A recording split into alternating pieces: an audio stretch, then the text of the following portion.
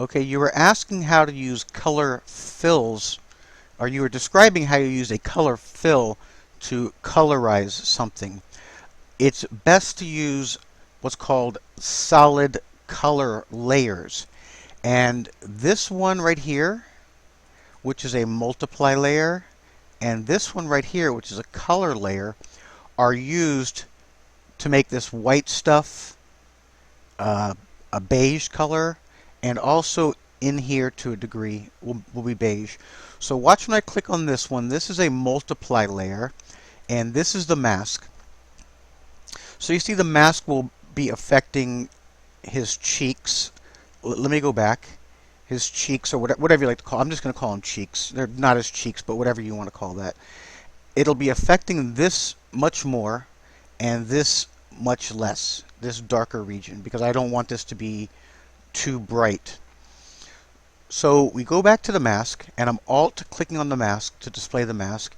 So you see the cheek area will have more of the beige, and the eyes will have less beige, and even on the nose will have a little bit of beige where this white or lighter color is. So the lighter the color, the more it'll show up, and since this is dark, it'll show up less, and since this is black, it won't show up at all. It won't show up at all in here too. And also up here on his forehead, it'll show up quite a bit too. So anyway, I masked that in and put on a multiply layer, and this was just to darken it some. So let me take it off and on, and it's hard to see in here, but it is affecting it. And this is, I believe, the same mask, but on a color layer. So this will colorize it. So that's one way to use solid color fills. And the reason you want to use solid color fills is, let's say I don't like this color. I want to make it, I don't know, blue. There we go. He's blue now. So it's a lot easier to change using this. Let me do that again. Double click on here and then select another color. And you can pick a bright red, a dark red, let's just say yellow, green, whatever. The color we had before, this color was really good, so that's what I went with. So that's one way of using solid colors to colorize things, and it looks like I also used one here for the hair. And this is set to overlay.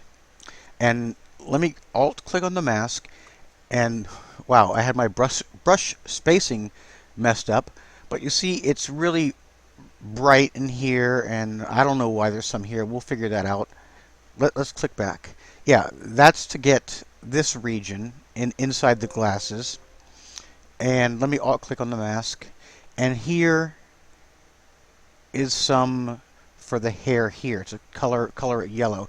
So if I take that off, the hair is white, and I whitened it, I don't know how. One of these adjustments made it white, and I used an overlay layer on the hair to color the hair. So that is one way to colorize things using solid color layers. That's a mouthful. And like I said, you can click on the yellow and you can make his hair purple. What's his name? Hermes Franca. Or you can make it green or whatever. And you can make it, this is bright green. This is your saturation. So this, and from here up is brightness. So this is the brightest of this color and the most saturated of this color. So as I pull it down, the saturation will stay the same, but the color will get darker. And as we're getting black, it's getting black. We're losing the color because there's no green here. But you could also make it, you know, whatever. So brightness, I'm sorry, saturation is that way. More saturated, less saturated. More bright, less bright. That's how you use the color picker. It's pretty intuitive, but in case you didn't know that, now you do. So anyway, that's how to do it.